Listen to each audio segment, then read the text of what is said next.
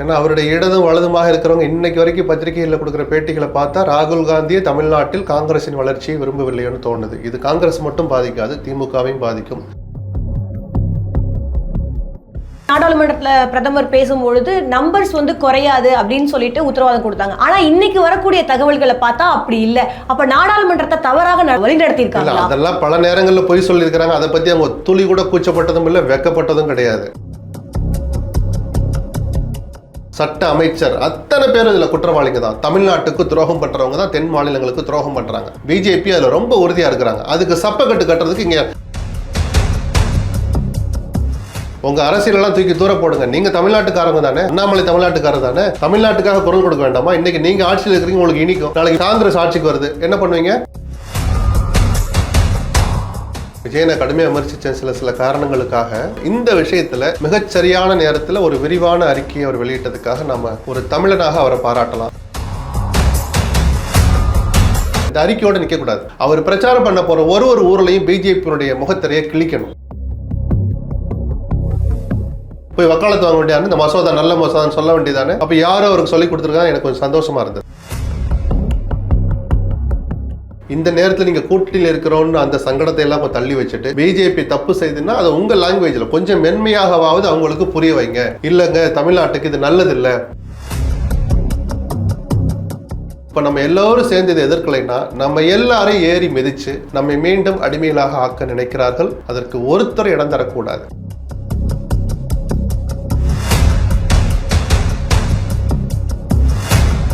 Voice Tamil நேயர்களுக்கு வணக்கம். நாம கொடுக்க இருக்கிற தகவல்களை உடனடியாக தெரிந்து கொள்வதற்கு வாய்ஸ் தமிழ் சேனலை சப்ஸ்கிரைப் பண்ணுங்க. நம்முடைய இன்றைய நேர்காணலில் பத்திரிகையாளர் திரு SP லக்ஷ்மண் அவர்கள் இருந்திருக்காங்க. சார் வணக்கம்.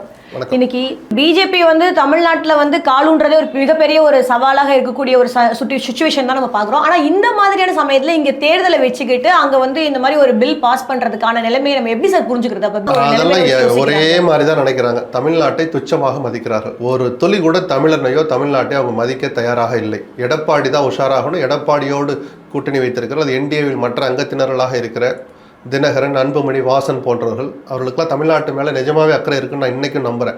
அவர்கள் அத்தனை பேரும் அரசியலை தள்ளி வச்சுட்டு இதுல இதய சுத்தியோடு மனசாட்சியோடு தங்களுடைய கருத்துக்களை துணிச்சலா சொல்லணும். நாடாளுமன்றத்தில் பிரதமர் பேசும்பொழுது நம்பர்ஸ் குறையாது அப்படின்னு சொல்லிட்டு உத்தரவாதம் கொடுத்தாங்க. ஆனா இன்னைக்கு வரக்கூடிய தகவல்களை பார்த்தா அப்படி இல்லை. அப்ப நாடாளுமன்றத்தை தவறாக நடத்தியிருக்காங்களா, வழி நடத்தியிருக்காங்களா? அதெல்லாம் பல நேரங்களில் பொய் சொல்லியிருக்கிறாங்க. அதை பத்தி அவங்க துளி கூட கூச்சப்பட்டதும் இல்லை, வெக்கப்பட்டதும் கிடையாது.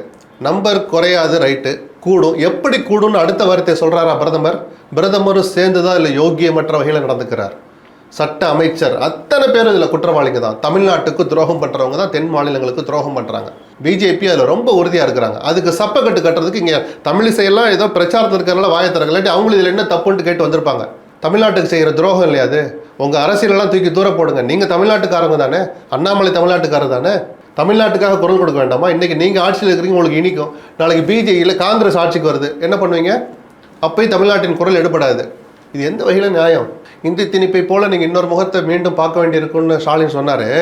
இந்தி திணிப்பை விட ரொம்ப ரொம்ப ஆபத்தான விஷயங்க அது. நாளைக்கு நம்மளுடைய குரல் எதற்காகவும் எடுபடாது. இப்ப திமுக எடுத்திருக்க நடவடிக்கையை நீங்க எப்படி பாக்குறீங்க? இல்ல, இதை செய்யணும். திமுக எல்லா கட்சிக்காரங்களும் இதை செய்யணும். கட்சி அப்பாற்பட்டு பொது ஜனங்களே எந்திரிச்சு வீதிக்கு வர வேண்டிய நேரம் வந்தாச்சு.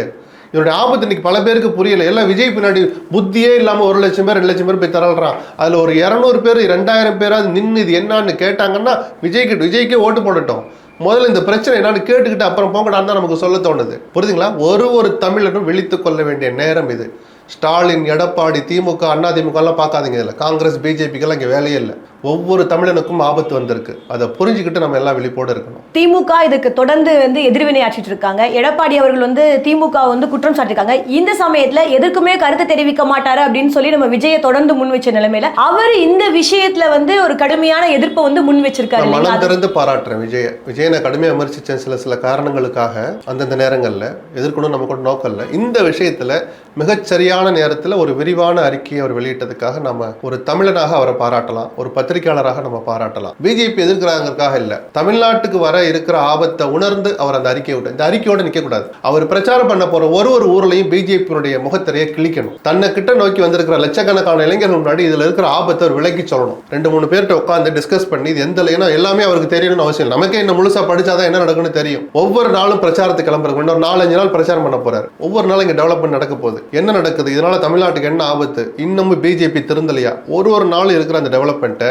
அந்த லட்சக்கணக்கான ஆயிரக்கணக்கான மக்கள் இளைஞர்கள் குறிப்பாக கூடியிருக்காங்க இல்லையா, அவங்களுக்குலாம் ஒரு நாள் எடுத்து சொல்லணும். அப்பதான் விஜய் தன்னுடைய அரசியல் கடமையை முழுமையா செஞ்சதாகும். நான் திரும்ப சொல்றேன், ஓட்டு கிடைக்குது கிடைக்கலங்கிறதுக்காகலாம் அது இல்லை. என்ன நடந்தாலும் விசிலுக்கு தான் போட போறான். அதனாலதான் அவ்வளவு வெயில் வந்து விஜயை பார்க்க நிக்கிறான். அந்த இளைஞர்களுக்கு கொஞ்சமாவது அரசியலை நீங்க சொல்லிக் கொடுங்க. தமிழ்நாட்டுக்கு இருக்கிற ஆபத்தை அவங்களுக்கு புரிய வைங்க. ஏன்னா வேற யார் சொன்னாலும் அவன் கேட்க மாட்டான், நீங்க சொன்னா கேட்பான். அது சொல்றதுல எனக்கு எந்த தயக்கமும் இல்லை. விஜய்க்கு அந்த இளைஞர்கள் மத்தியில் அவ்வளவு செல்வாக்கு இருக்கிற போது இந்த மசோதாவில் இருக்கிற ஆபத்தை ஒரு 10 நிமிஷம் ஒதுக்கி வெயில்ல கொஞ்சம் நல்லலையா நின்றுகிட்டு நீங்க பொறுமையா பேசி அவங்களுக்கு புரிய வைங்க.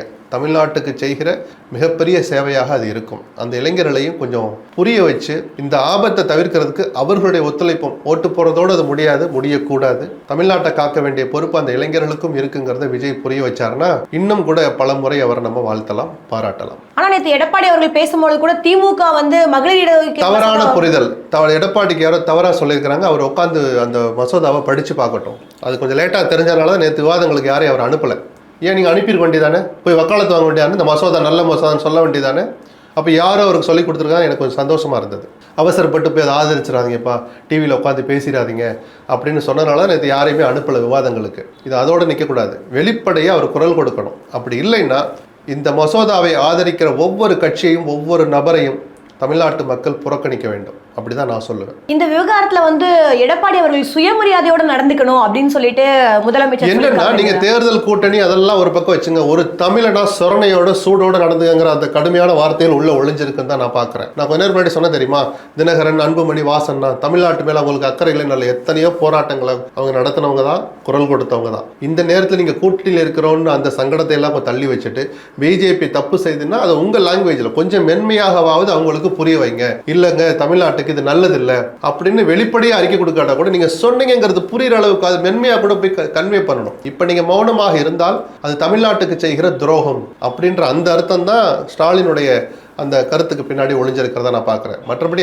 அரசியல் சண்டையெல்லாம் 1000. நீங்கள் நம்ம இந்த உரிமைகளை வாங்கி வச்சுக்கிட்டு நமக்குள்ளே எப்போ வேணாலும் சண்டை போட்டுக்கலாம். இந்த களம் எங்கேயும் போக போகிறதில்ல. அடுத்தடுத்து களங்கள் வருது, அங்கே நின்று நல்லா கத்தி வீசுங்க, கம்பெடுத்து ஆட்டி அடிச்சுக்கங்க, என்ன வேணாலும் பண்ணுங்க. இப்போ நம்ம எல்லோரும் சேர்ந்து இதை எதிர்க்கலைன்னா நம்ம எல்லாரையும் ஏறி மிதிச்சு நம்மை மீண்டும் அடிமையிலாக ஆக்க நினைக்கிறார்கள். அதற்கு ஒருத்தர் இடம் தரக்கூடாது. அதனால தான் ஒரு தமிழன்னு சொல்கிற போதே சுயமரியாதையுள்ள தமிழன்கிற வார்த்தையும் சேர்த்தே கூட சொல்லலாம். அது டிஃபால்ட்டாக இருக்குங்கிற நம்பிக்கை எனக்கு இருந்தனால நான் வெறும் தமிழன்னு சொன்னேன். அவர் சுயமரியாதையோடு நீங்கள் கொஞ்சம் பேசுங்கன்னு ஸ்டாலினும் சொல்கிறேன். சார், நீங்கள் பல தேர்தல்களை பார்த்துருப்பீங்க. இந்த தேர்தல்களில் வந்து தனிமனித விமர்சனங்கள் இருக்க மாதிரியான ஒரு தோரணை இருக்கு, அது தொடர்ந்து விவாதத்துக்குள்ள ஆகிட்டு இருக்கு. நீங்க இதை எப்படி பாக்குறீங்க சார்? நிறைய அளவுக்கு மேல தனிமனித தாக்குதல்களை தவிர்த்து இருக்கணும். ஒரு சொன்னாரு, ஒரு பதிலடி, இவர் ஒரு போட்டோ காமிச்சார், அவர் ஒரு போட்டோ காமிச்சார், முடிச்சுட்டு போயிருந்திருக்கணும். அப்போ வேற என்ன சொன்னா மக்கள்கிட்ட எடுபடும் புரியலையா, இல்ல சரக்கு இல்லையா அப்படின்னு தானே ஒரு பொதுஜனம் ஒரு பார்வை பார்ப்பாங்க. யாரையுமே ஒரு எல்லை தாண்டி விமர்சிக்கிறதுல எனக்கு பொதுவாகவே எப்போதுமே உடன்பாடு கிடையாது. தேர்தல் களம்னு இல்லை, பொதுவாகவே ஒருத்தரை தனி மனிதர்களை ஒரு எல்லை தாண்டி விமர்சிக்க கூடாது. எல்லோருக்குமே அதுல பொறுப்பு இருக்கணும். சரி, இவ்வளவு தேர்தல் பரபரப்பா இருக்கு. அந்த சமயத்துல கூட இன்னும் ராகுல் காந்தி வந்து இன்னும் தமிழ்நாட்டுக்கு தேர்தல் பிரச்சாரத்துக்கு வராம இருக்காங்க இல்லைங்களா? காங்கிரஸை எப்படியாவது அழிக்கணுங்கிறதுல ராகுல் உறுதியா இருக்கிறாருன்னு தான் நான் பாக்குறேன். ஏன்னா அவருடைய இடதும் வலதுமாக இருக்கிறவங்க இன்னைக்கு வரைக்கும் பத்திரிகைகளில் கொடுக்குற பேட்டிகளை பார்த்தா ராகுல் காந்தியை தமிழ்நாட்டில் காங்கிரசின் வளர்ச்சியை விரும்பவில்லைன்னு தோணுது. இது காங்கிரஸ் மட்டும் பாதிக்காது, திமுகவையும் பாதிக்கும். ஏதோ இப்போ வர தகவல்கள் 18ஆம் தேதி அவர் வரப்போறதா ஒரு தகவல் சொல்றாங்க. தமிழ்நாடும் ஒரு மாநிலம், அங்கேயும் தேர்தல் நடக்குதுன்னு ஒரு துளி. அப்ப பிஜேபிக்கு காங்கிரஸ்க்கு என்ன வித்தியாசம்? தமிழ்நாட்டு நலன்களை பாதுகாக்கிறதுக்கு இங்க வந்து 4 வார்த்தை பேசணும்ல. அந்த தமிழ்நாட்டில் பிஜேபி பண்ற அட்டூழியங்களை செஞ்சு சொல்லி காட்டணும்ல. அப்ப எந்த காலத்துல காங்கிரஸ் தேசிய அளவில் ஆட்சிக்கு வர்றது?